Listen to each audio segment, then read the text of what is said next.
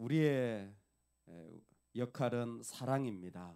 사랑의 자리에 저와 여러분이 서기를 주의 이름으로 축원합니다. 아멘. 한 분의 강사가 요즘 디지털 시대에 살아가는 삶의 방식이 예전과는 참 많이 다르다라는 것을 소개하면서, 예전에는 뭔가를 하나 하려고 하면 잘 준비하고 또 그것을 어느 정도 습득한 뒤에 그 일을 시작했다면, 이 디지털 세대의 젊은 사람들은 다르다라는 거예요. 100%가 완벽한 준비라면 5%만 준비되면 뛰어들기 시작한다라는 겁니다. 5%만 준비되면 일을 시작한다라는 거예요. 그 5%는 거의 사실 제대로 준비도 안 된 상태라고 할 수 있겠죠. 근데도 불구하고 한 30쪽 정도의 종이만 만들면, 와디즈라는 이 펀딩하는 이 사이트가 있는데, 그게 제안서를 올려서 여러 사람으로부터 이 돈을 후원받아 가지고 비즈니스를 작게라도 아니면 또 자기가 생각하는 걸 시작하는 게 요즘의 세대의 방식이라는 겁니다. 깜짝 놀랐어요. 5%만 준비되면 벌써 온라인에, 인터넷에, 또 소셜상에 자기의 생각과 그 아이디어를 실현한다라는 거예요. 왜 그러냐면 90%가 준비되기까지 기다리면 이미 그 타이밍이 다 지나가 버려서 옛날 게 돼버렸다라는 거예요. 이제 그런 시대가 아니라는 겁니다. 하면서 만들어 가야지, 그거 다 된 뒤에 하려고 하면 그 벌써 옛날 게 되어진다라는 거예요. 어떻게 보면 우리도 믿음 생활할 때 이런 느낌을 좀 받지 않습니까?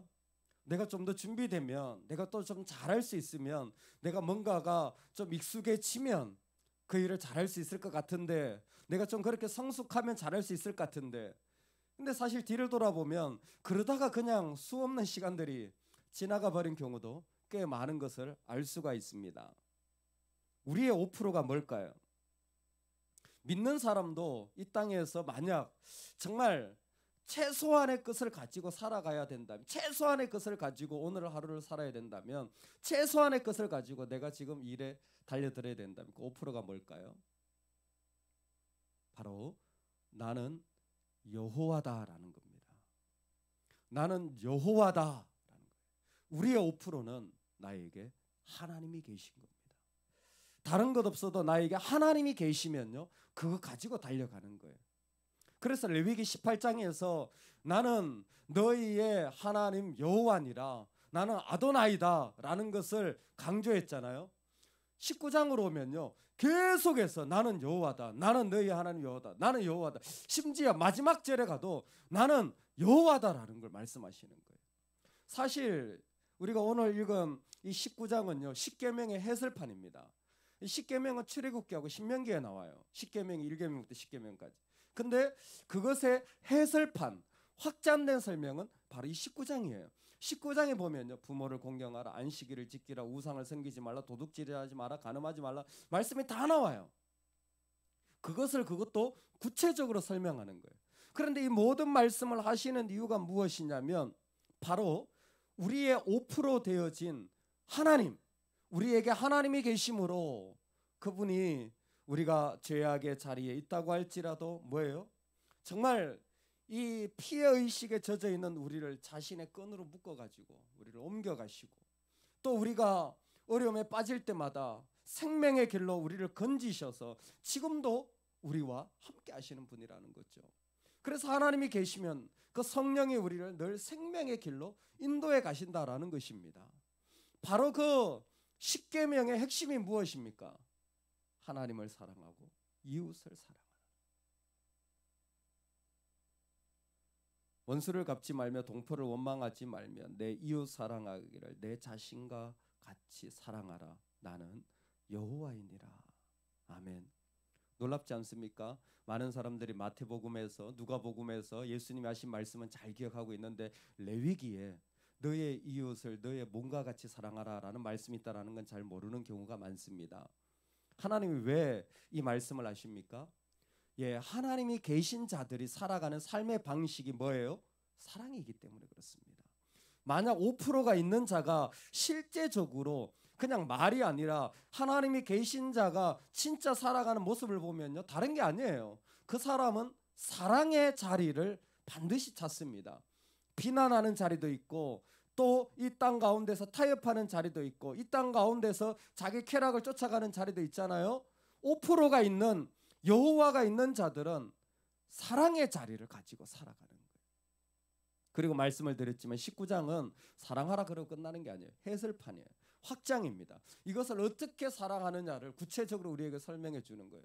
여러분, 사랑의 역할을 우리가 해야 되는데 첫 번째가 뭐냐면요, 사랑하는 자들은요 하나님 나라에 대한 이 책임감을 가지고 있는 거예요. 하나님에 대한 책임감을 가지고 살아가는 거예요. 그냥 사랑하는 게 아닙니다. 이게 내 잡이 되고 이게 내 일이 되고 이게 내 사명이 되고 이것이 나의 있어야 할 궁극적인 모습이 되어지는 겁니다. 그래서 너는 내 형제를 마음으로 미워하지 말며 내 이웃을 반드시 견책하라. 그러면 내가 그에 대하여 죄를 담당하지 아니하리라. 우리 마음에 사랑의 역할을 할 때 하나님 나라 책임을 가지고 있는 사람을 모습을 이대로 표현한 거예요. 여러분, 우리는 하나님에 대한 사랑, 하나님 그분에 대한 나라에 대한 마음에 그 모든 관심을 가져야 됩니다. 그런데 그 관심이 작아지면 우리에게 어떤 마음이 생깁니까? 누군가를 미워하거나 또 다른 분노라든지 좋지 않은 마음들이 그 가운데서 일어나게 됩니다. 심지어 그것이 좋지 않은 일임에도 불구하고 그냥 묵인하고 옆에서 구경하고 있을 수가 있어요. 이것은 하나님에 대한 사랑을 가진 자로서 가질 수 없는 마음입니다. 아주 좋은 설명을 예수님이 우리에게 주셨어요. 천국에 대한 이야기를 마태복음에서 3번 합니다. 너희 의가 저 바리새인들보다 낫지 않으면 천국에 들어가지 못하리라. 네가 범죄한 것이 있으면 찍어버리고 차라리 천국에 들어가는 것이 낫다. 그리고 뭐예요? 너의 이웃을 내 자신같이 사랑하라. 그럴 때 네가 천국에 들어간다. 이 이야기가 언제 나오냐면 너의 이웃을 너의 몸과 같이 사랑하라라는 마지막 마태복음의 3번째 이야기가 언제 나오냐면 부자 청년한테 하는 이야기예요. 부자 청년이 선생님, 내가 어떻게 구원받을 수 있겠습니까? 내가 어떻게 영생을 얻을 수 있겠습니까? 질문할 때 너 서열을 다 팔고 나를 따르라 그랬더니 그 청년이 근심하면서 주님을 따라가지 못하잖아요. 왜요? 소유가 많았기 때문에. 그의 소유가 많았기 때문에. 부자가 되었기 때문에 천국에 못 들어간다라는 겁니까? 아니에요.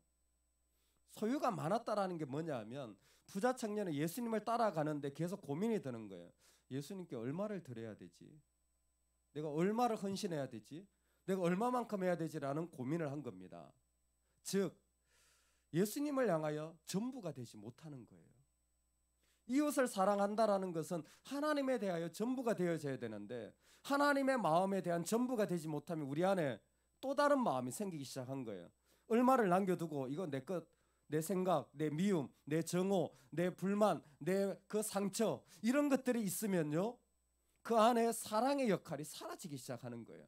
사랑이 아니라 오히려 미움과 골마 터진 마음들과 분노가 그 가운데 올라오는 겁니다. 우리가 그럴 수 있는 사람이라는 거예요. 그래서 하나님 우리에게 뭐라고 말씀하시냐면 네가 하나님을 사랑할 때는 전부를 사랑해야 돼.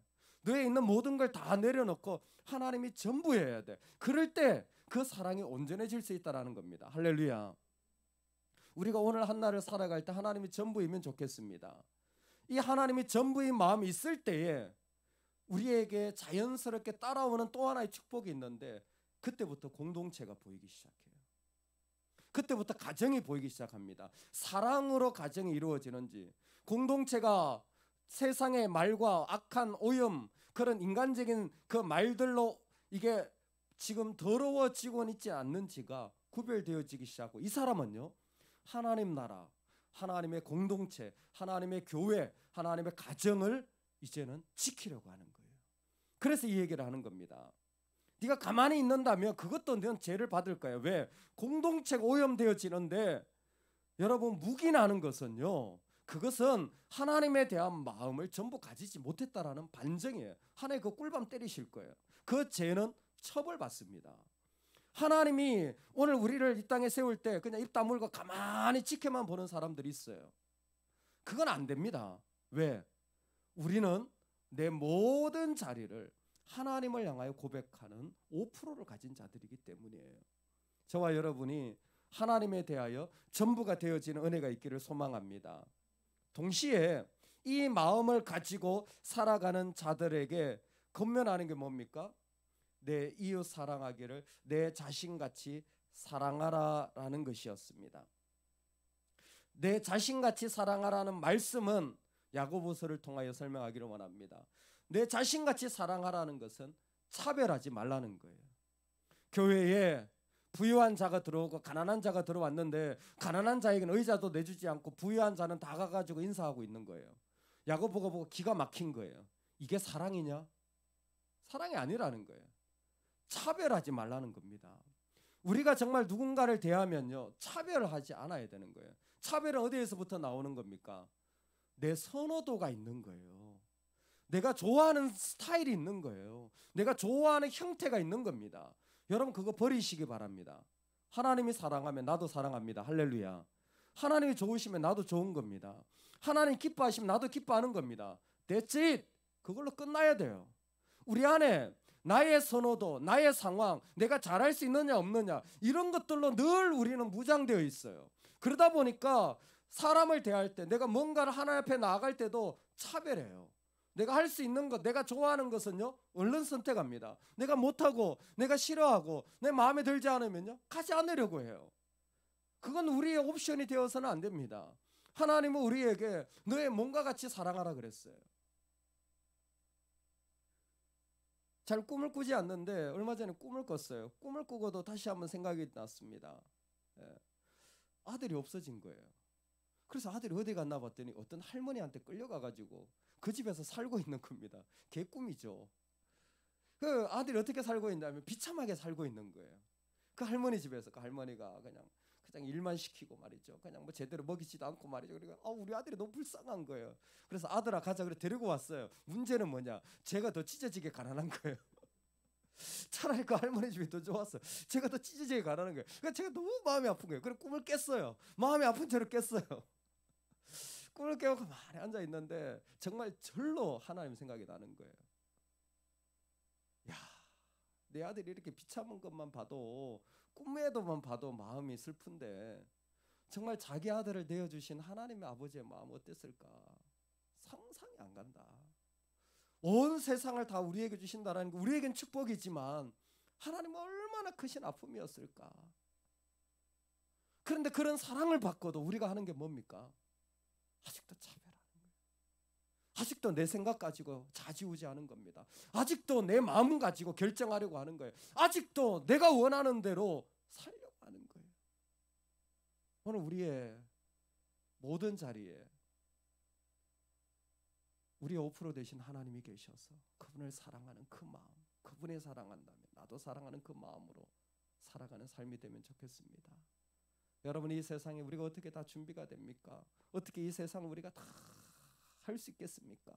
그러나 하나님 우리에게 오직 한 가지 나는 여호와다 라는 귀한 말씀을 주신 줄로 믿습니다. 우리 이 자리를 인하여서 우리가 이 땅을 살아나갈 때에 바로 정말 하나님을 모든 것으로 온전한 마음으로 사랑하여 내가 가지고 있는 어떤 것도 그분의 사랑만으로 있지 오염되지 않도록 지켜내는 은혜가 있기를 소망합니다. 여러분 이번 명절에요 정말 더 자녀들과 기도하시고요 더 예배하시고 더 가족을 믿음으로 세우는 시간이 되기를 소망합니다. 더불어서 우리 마음에 내 선호도 내 마음을 좀 내려놓기 바랍니다. 하나님이 사랑하신 하나님 원하신다면 그것으로 끝내실 수 있는 그 은혜를 인하여서 내가 순종할 자리 내가 드려야 될 자리에 우리 모두가 설 수 있기를 간절히 소망합니다. 아멘.